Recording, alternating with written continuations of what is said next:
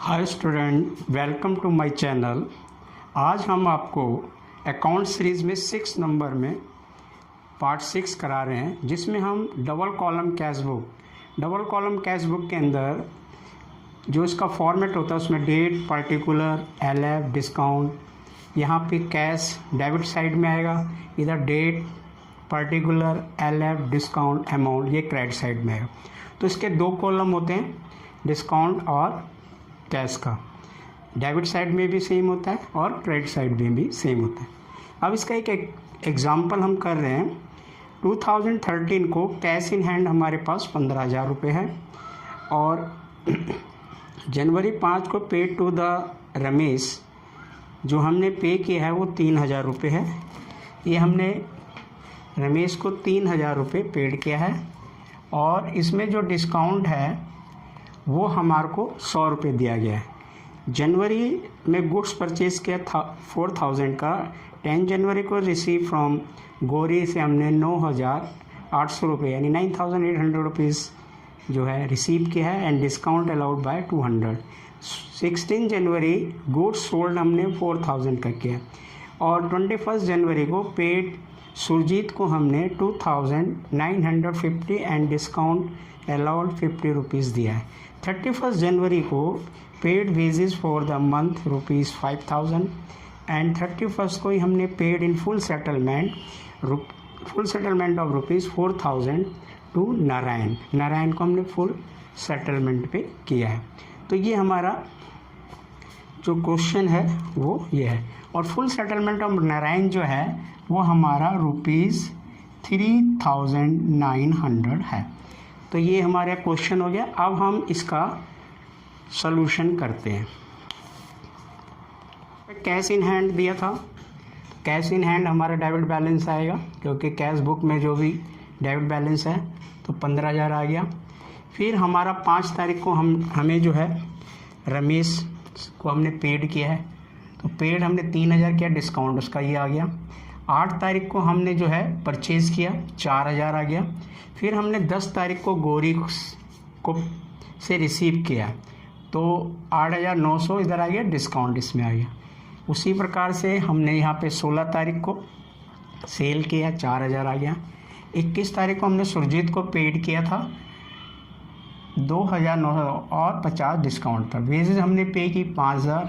नारायण को हमने full settlement था जिसमें 100 रुपये डिस्काउंट हो गया और ये 4,000 रुपये था, 3,900 रुपये।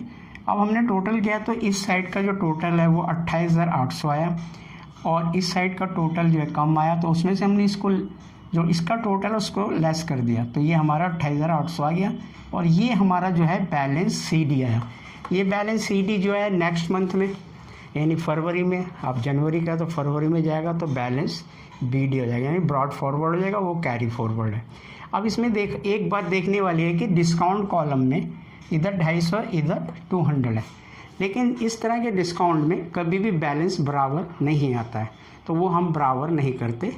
अब हम करते हैं ट्रिपल कॉलम कैश बुक।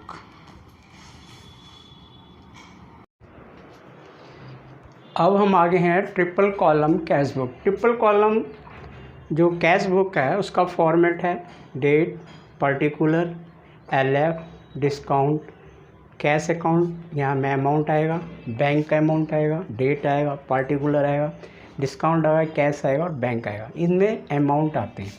ये अमाउंट होता है, तीनों अमाउंट के ही कॉलम होते हैं, लेकिन इसमें कैश का, इसमें बैंक का, ऐसे ही इसके डेबिट। तो डेबिट साइड भी 3 कॉलम होते हैं, क्रेडिट साइड भी 3 कॉलम।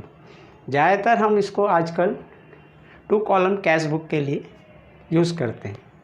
तो हमें प्रिपेयर 3 कॉलम कैश बुक जो है प्रिपेयर करने, जिसकी इन्फॉर्मेशन ये है कि 2012 में सितंबर को कैश इन हैंड हमारे पास 7,500 और बैंक ओवरड्राफ्ट जो था 3,500 और पेड वेजेस हमने किया 2 तारीख सितंबर में 200, कैश सेल किए हमने 7,000 और 10 सितंबर को हमने डिपॉजिट इनटू बैंक में किया 4,000 and 15 September good purchase and paid cheque हमने जो पे किया है उस चेक के द्वारा किया 2000, रेंट पेड 500 और सितंबर 25 को draw from bank from personal use के लिए हमने पैसा निकाला 400 एंड सितंबर 30 को हमने सैलरी पेड किया है। अब हम इसका जो है जो ये हमने क्वेश्चन लिखा है इसको हम फॉर्मेट में किस तरह से इस फॉर्मेट में थर्ड कॉलम कैश बुक का जो क्वेश्चन क्या था, तो हमें उसमें बैलेंस दिया हुआ था, कैश बैलेंस 7500 है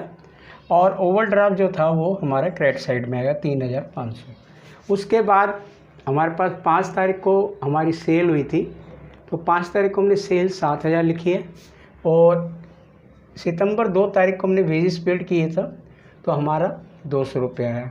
उसी प्रकार से ये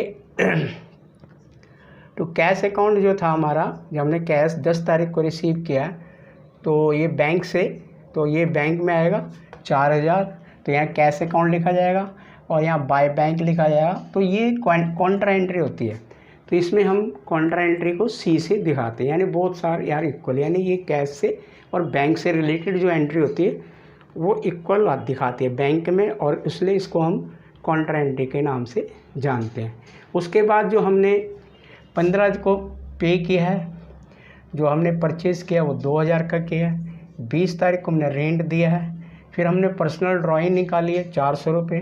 30 तारीख को हमने सैलरी पी के 1000 रुपये। 30 को हमारा जो बैलेंस आया वो इस साइड का जो बैलेंस है वो 14500 है, उस साइड का भी 14500, उसमें से हमने इसको प्लस करके इसमें से माइनस किया तो 8800 रुपये हमारा ये बैलेंस आ जाएगा कैश का। और जो हमारा 5900 इसका टोटल आ रहा है, इस साइड में हम देखेंगे 4000 तो 900 रुपये इसमें आ रहा है, तो ये ओवरड्राफ्ट बैलेंस आएगा।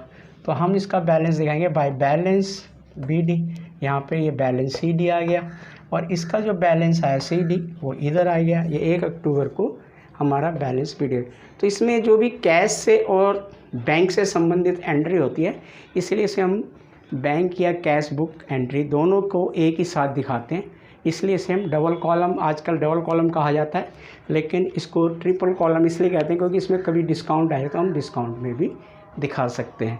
तो ये हमने आज छठी सीरीज़ में पार्ट्स में हमने आपको डबल कॉलम और ट्रिपल कॉलम कैश बुक के बारे में बताया। अब